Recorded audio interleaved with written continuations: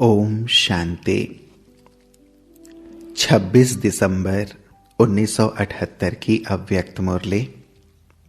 Heading है इष्ट देव की विशेषताएं। सदा परम पूज्य तथा आत्माओं को पुजारी से पूज्य देवता बनाने वाले शिव बाबा बोले, आज बाप दादा हर बच्चे के एक ही समय पर 4 रूपों का वंश देख रहे हैं। पहला हरेक शिव वंशी, दूसरा ब्रह्मा वंशी, तीसरा देवता वंशी, चौथा इष्ट देव वंशी। हरेक के 4 वंश का रूप बाप दादा के आगे स्पष्ट है। भक्ति मार्ग में आप ही श्रेष्ठ आत्माएं भिन्न भिन्न रूप में भक्तों के इष्ट देव बनते हो। इस समय भी आप सबके भक्त आप इष्ट देवों को व देवियों को पुकारते रहते हैं। जैसे प्रत्यक्षता का समय स्पष्ट और समीप आता जा रहा है, वैसे आप सबके देव वंश अर्थात राजवंश और इष्ट वंश की प्रत्यक्षता होती जाएगी। ऐसे अनुभव करते हो कि हम ही इष्ट देव बनकर अनेक भक्त आत्माओं की मनोकामनाएं पूर्ण करने वाले हैं। जैसे राजवंश में नंबरवार हैं, वैसे ही पूज्य रूप में भी नंबरवार इष्ट बनते हो। याद है हम कौन से इष्ट हैं? कौन सी देवी के रूप में आपका पूजन हो रहा है? अपनी भक्तमाला को जानते हो? जो अब के सेवा में सहयोगी साथी बनते हैं, उनमें कोई राजवंश में आते हैं, कोई प्रजा में आते हैं। तो इस समय के सेवा के सहयोगी व नजदीक के साथी और भविष्य के रॉयल फैमिली व प्रजा और भक्ति में इष्टवंशी व भक्त इष्ट देवों की वंशावली भी दिखाते हैं।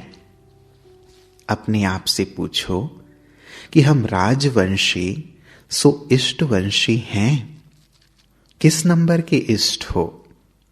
कोई इष्ट देव की रोज की पूजा होती है, कोई की कब होती है, कोई की नियम प्रमाण युक्ति युक्त रूप से होती है, कोई की जब आया जैसे आया वैसे होती है, कोई की बड़े धूमधाम से वैरायटी वैभवों से पूजन होता है और कोई की कभी कभी धूमधाम से होती है।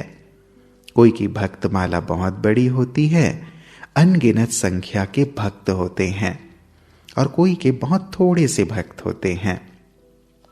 लेकिन ब्राह्मण वंशी सो राजवंशी छोटा व बड़ा इष्ट देव जरूर बनते हैं।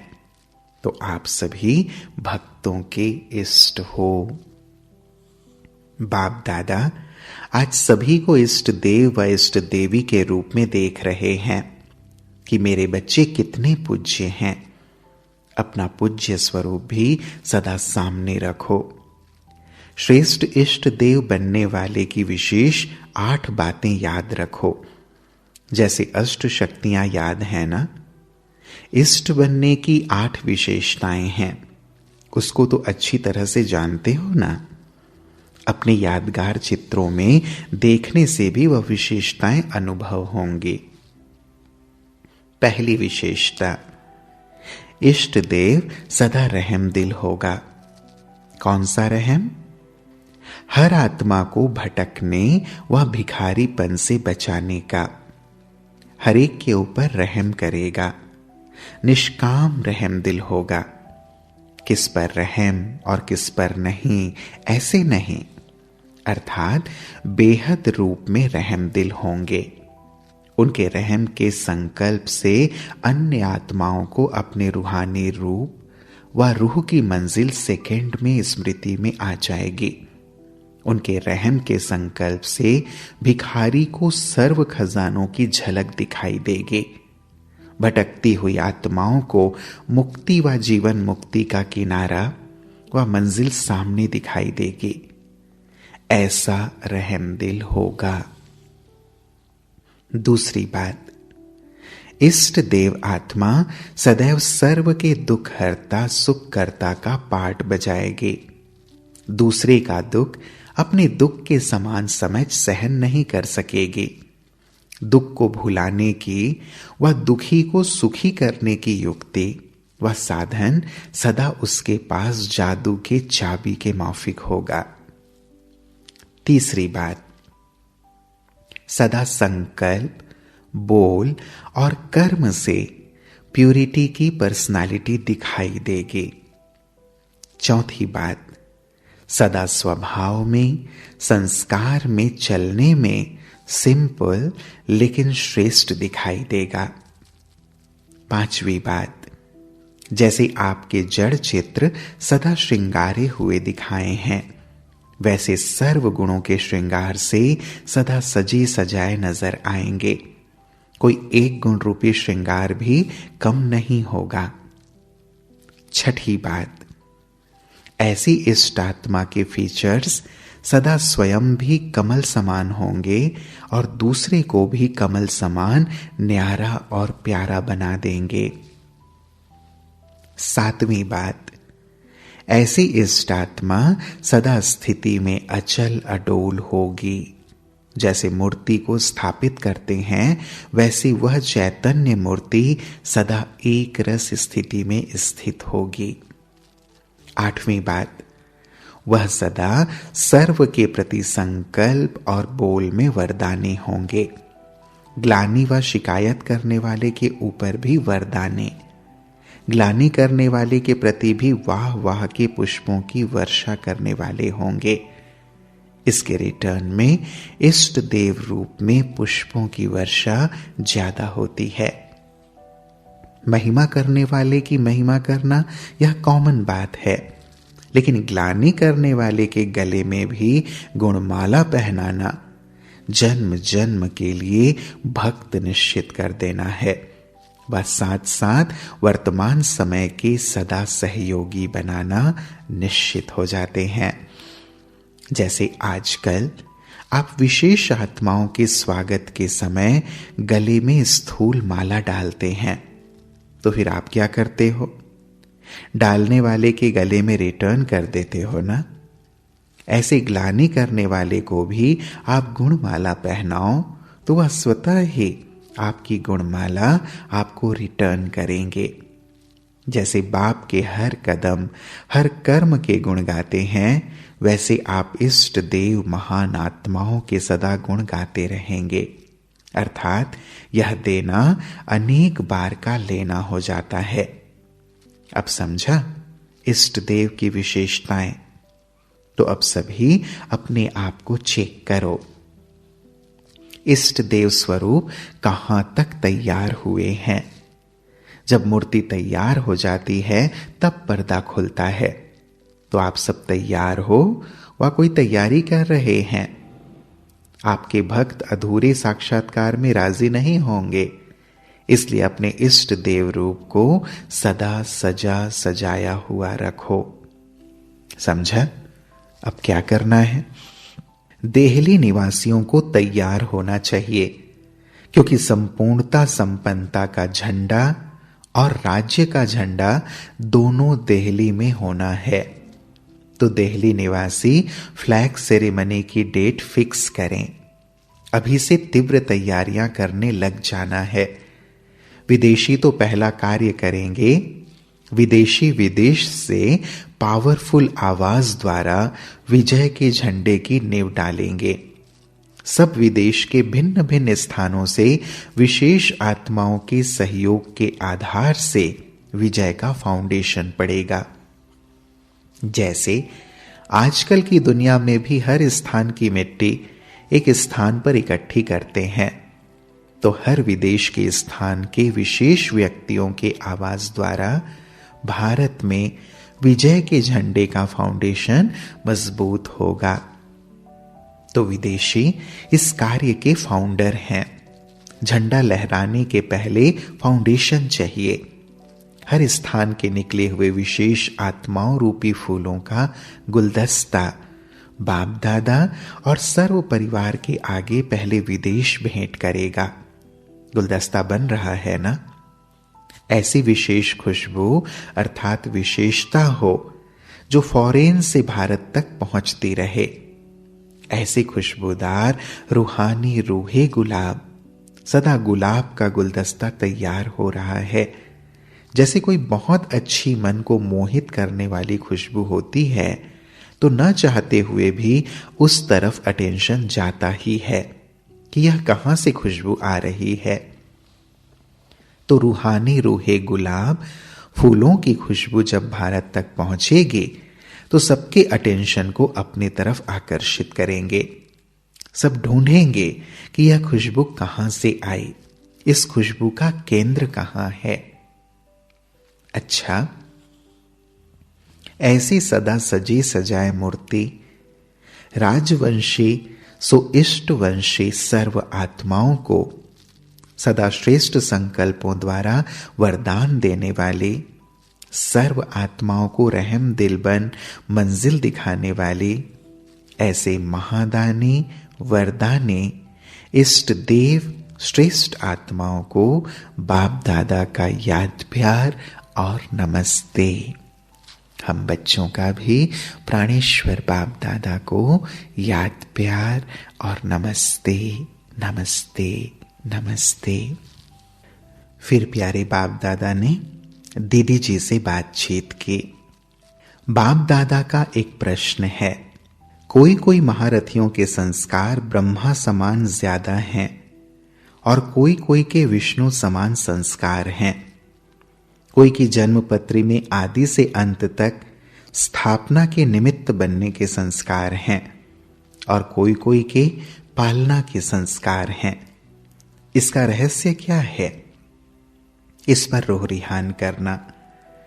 दोनों ही विशेष आत्माएं भी हैं, लेकिन अंतर भी विशेष है। तो दोनों में नंबर 1 कौन हुए और इसका भविष्य के साथ क्या संबंध है?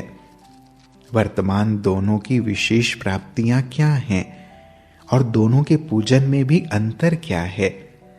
इस पर रूह रिहान करना बड़ी टॉपिक है ना। इस टॉपिक से अपना पूज्य रूप भी समझ सकेंगे कि मेरा कौन सा रूप होगा।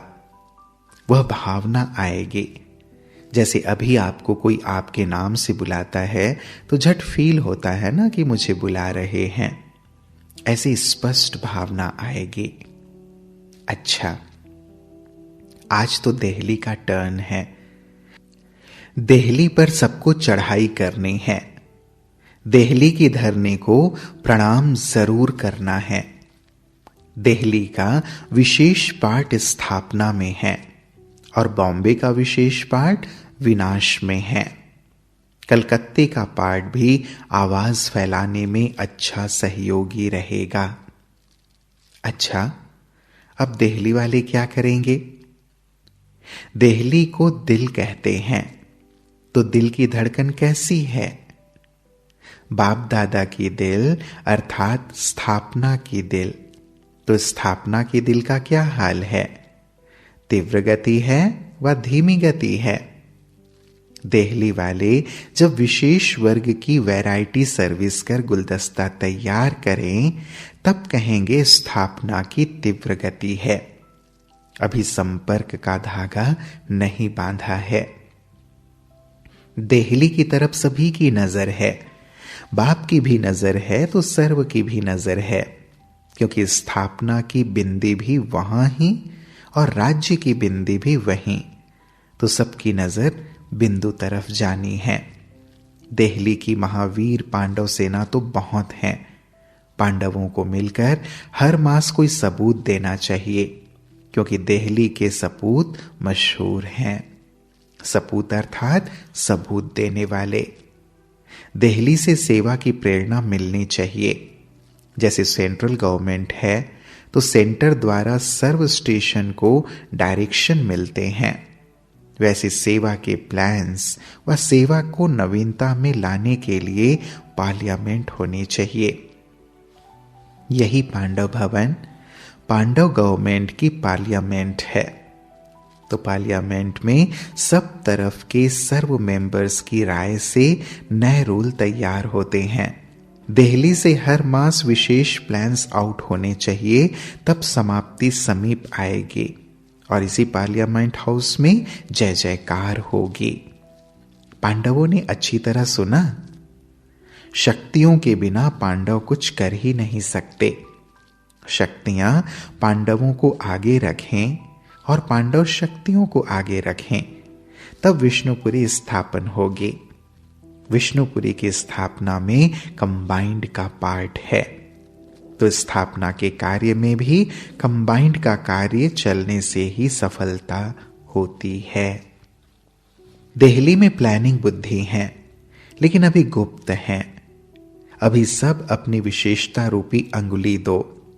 सर्व की विशेषता की अंगुली से ही स्थापना का कार्य संपन्न होगा।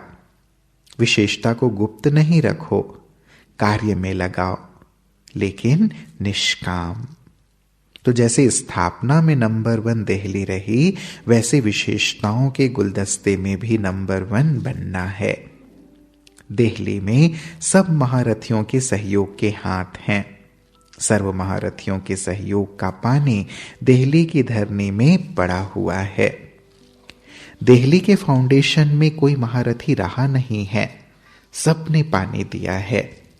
अभी सिर्फ योग की धूप चाहिए, फिर देखो कितनी विशेष आत्माओं का प्रत्यक्ष फल निकलता है। स्वतः ही आपके पास लेने के लिए आएंगे। दिल्ली की धरनी की विशेषताएं बहुत हैं। पहले तो प्लानिंग पार्टी बनाओ, जिसमें चारों ओर के महारथी और शक्तियों का भी सहयोग लो। सेवा के प्रति समय दिल्ली में संगठन होना ही चाहिए। धरनी पर महारथियों का इकट्ठा होना भी स्थापना के कार्य को वृत्ति और वातावरण से समीप लाने का कार्य करता है। जैसे मधुबन चरित्र भूमि है, मिलन भूमि है, बाप को साकार रूप में अनुभव कराने वाली भूमि है, वैसे दिल्ली की धरनी सेवा को प्रत्यक्ष रूप देने के निमित्त है। तब दिल्ली से आवाज निकलेगा। अभी सबकी बुद्धियों में यह संकल्प तक उत्पन्न हुआ है कि जो कुछ कर रहे हैं, जो चल रहा है, उसमें कुछ होना नहीं है। अभी सब सहारे टूटने लगे हैं, इसलिए ऐसे समय पर यथार्थ सहारा अभी जल्दी ढूंढेंगे, मांग करेंगे। ऐसी नई बात कोई सुनावे और आखिरीन में चारों तरफ भटकने के बाद बाप के सहारे के आगे सब माथा झुकाएंगे। समझे? अब दिल्ली वालों को क्या करना है? अच्छा, ओम शांति।